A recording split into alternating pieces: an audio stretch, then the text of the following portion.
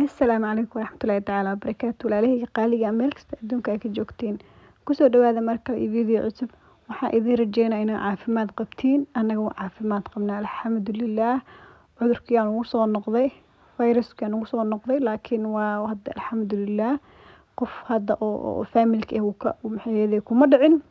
Inta muslim ku dhacna Ilaahay ka badbaadiyo. Ilaahay ka caafiyo inta ku dhicin Ilaahay ka badbaadiyo. Insha Allah dhamaanteen meel kasta joogno. Waxaan rabaa caawina idin qaybsado sheeko yar oo ku saabsan foosha. Sheekada ayaan dawlad soo gelinay gabdho badan ka hel runtii. Marka waxaan rabaa in idin qaybsado sheeko yar. Runtii waxa waaye gabar waxa waaye oo waxay mareysay isbuuci 38 mareysay. Aadi 8 bil u dhamaahaysa. Waxa dhacday waa taqaaniin badan 8 bil markay dhamaanayso 9 sii galay ay waliba dadka ugubka waaye. Gabadha markay ugu tahay badan waxa looga sheekeeyaa hay waqtigaaga waa dhaafaysa adiga ma dhalaysa adiga ciyo dhilmaysid. Marka waxa waaye waxay sugaysay isbuuc 42 meelahaas sugaysay inay dhalayso 38 waxa waa gabadhi iyadoon filanaynin oo dadka ugu sheekeeyay waa dhaafay waqtigaaga maadaama ugub tahay ugu ciyo ma dhasho ugu waqtigeeda kuma dhasho aniyada laga galiyo. Bas gabadhi waxay tiri shaqada waxaan rabay tiri shaqada bish u dambeysay inaan ka fadhiisto ilaa amarkiis waxay dhahday maalintaas magaalo kale la aadayay dhahday shaqada waxa la hayo seminarium la hayo dhahday seminariumku waxay tiri waan ka haray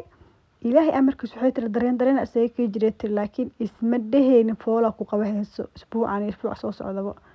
maadaama bil uga dhaneed oo ugubna ahayd waxay dhahday shaqada imaaday tiri alaabteedii waxayga ka qaadanay tiri waa taqaana markii wadamanka qurbaha markii la joogo hooyada markay dhashay sanad xaafada joogtaa bis marka shaqada xafiiska ay tagtay alaabteedii soo qaadanaysa asxaabteedii iyo booskeeda waa maqan yihiin waxay tiri xafiiska markaas ugu soo baxay waxay tiri hamar dhabarka lagu dhuftay tiri dhabarka hamar xanuun tiri bis iska caadi hooyo uur laho xaamile dhabar xanuun waa iska caadi waa soo bixi trainingkeyga waxay tiri waxay dhahday waxaan dhihi tiri waxa ka soo baxay meesha ka soo baxay waxaan rabaa dukaanka inaan soo maro ula soo hadhow isoo mar haye soo doon camal hayo dhahay bis xafiiskii ka soo baxday alaabaheedii soo qaadatay warqadaheedii dukaankii soo martay waxay dhahday marka habeenkaas waxay qorsheysanay tiri inay iska baashaan xaafado waxyaabo iska special iska soo qaatay sida qudaar iyo fahmusa liin iyo cambe iyo waxyaabahaas iska soo gadgato iska jarto waxaan rabaa tiri caawday baashaal ka dhaco film iska fiirso alaabahaas isaga raaxaysta rabaa tiri bis dhabar xanuunka soo batay dhahday xanuunka soo batay waxay leedahay guriga iska tagay guriga tagnay tiri alaabahayga waxiga soo qaatay tiri fadhiga imaaday waxiga baaqul ku soo jartay tiri filimka fiirsahay tiri filimka waxay tiri anoo fiirsahay oo filimka meel ma ii maraayo waxay dhahday ii soo sheeg hadana waxa laga qabtay tiri caloosh meesha hoose nakab laga siiyay bis waxa la hadlay tiri markuu walaashayga weena jirtay tiri iyada labada cunug joogta abaaya la hadlay waxaan dhigay walaal waxaan dareemayaa wax u jiraan waxay dhahday abo kuma soo dhaweeytir adiga ilaa abaay dhees iyada u gubkeeda wax markii cunugeed u horeeyay waqtigeedii dhaaftay waxay dhahday walaalay kuma soo dhaw waxaas caadi waa caloosha laga qabanaa iyo waxa la dhahaa tiri foosha waxa way tiri oo fool ma waxa way tiri xanuunka waqti u dambeeya dadka ka qabto dhawr xanuun iyo waxaas waa la yaqaanaa tiri fool kuma soo dhaw waxay tiri abaay soo iska jiifo ay wareerinay bis abaay markii sister waxay tiri niyada wasi gashtay isku sii qunfulay fool iyo soo dhaweyn bis waxa sameeyay tiri quwaysa dhac isku soo siiyay tiri xilligaas xilli samar waayo kuleel jira waayo oo uur loo xaamil loo taqaaniin kuleelkeeda huurkeeda iska badan biyo dhac isku soo siisay waxay dhahday waa soo seexday tiri habeenkii 8 saac markii la maraayo kaad u soo kacay tiri waa taqaaniin badanaa gabdhaha hooyooyinka uurka laga fahmay sheekada habeenkii dabarta markii la soo kaco oo xaamil aad cunug sugaysid waxa leedahay hadda ma lagu qabtay as leedahay bis waxay tiri waa soo baxay dhahday isbitaalka waxay tiri streetka soo kacay tiri musqusha imaaday tiri waa iska soo xaajo gutay dhahday bis istaag markaa maagayo waxay tiri wax u maleysad baqday dhahday aalmar ayay tiri alla bihi adlaac bis bihi markay dilaac waa naxay adalinkii u qelshay tiri warka ka bihi adlaacay waa kala carra ka dhacay badanaa marka meeshaan Sweden anaga joogno hooyada markay saas oo kale ee dareento calaamadaha ugu waaweyn ee ka mid tahay biyo dilaac bis waay way wacday waxay tiri saasaa jirto waa la wacaa marka badan isbitaalka intaadan aadin waxay ku siinayaan way ku talinayaan jawigaagii qiyaasayaan bis marka ugubtoo kale isku jooga lagu leeyahay laakiin haddii markay dilaacaan hooyada ugu badnaan 24 saac ka badan ma joogi karto 24 saac ka badan doo xanuun qabo waa laga dhalsiinaa markaas ilaa cunugiya waxaa ku dhacayso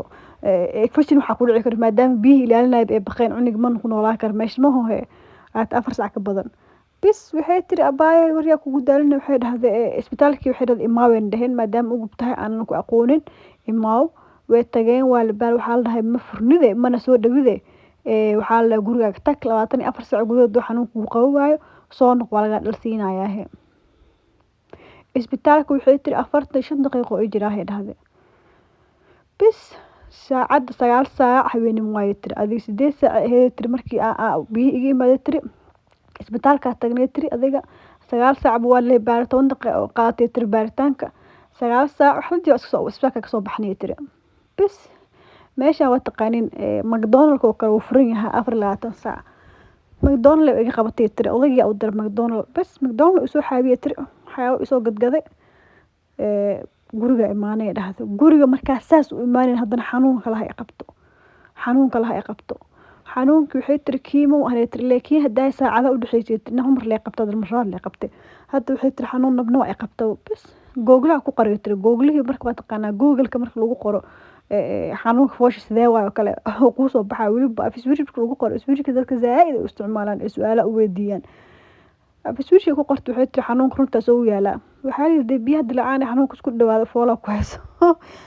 bas gabarti way wacay isbitaalka way ku celis waxay tiri xanuunkaygu waa soo dhawaaday anise wax yeelaa markaas waxaa la dhahay iska jooga la yiri soo ma dawid ugu baa tahay saacado ka hor la lagu baaray jooga la yiri bas waxay tiri waagiya bargee dhahday xanuunku waa haaya waa soo naqnaqaha marka dambe waxay tiri waa macaadi dhaasa guriga meel una naqanayo mar fadhi u tag mar inta tag odayga iska dhacay tiri mar inta tag marka dambe waxay tiri waa kacshana keenan dhahay tiri wariyaahe saacad markii waxay tiri 2 saac subaxnimo waxay ay ka dhiman tahay jaf isbitaalka tagnay isbitaalka waxay tiri marka saas u tagay waxay tiri mataga ka wareegay tiri albaabka marka saa u galab anoo sariirta aan jiifan mataga ka wareegay tiri matag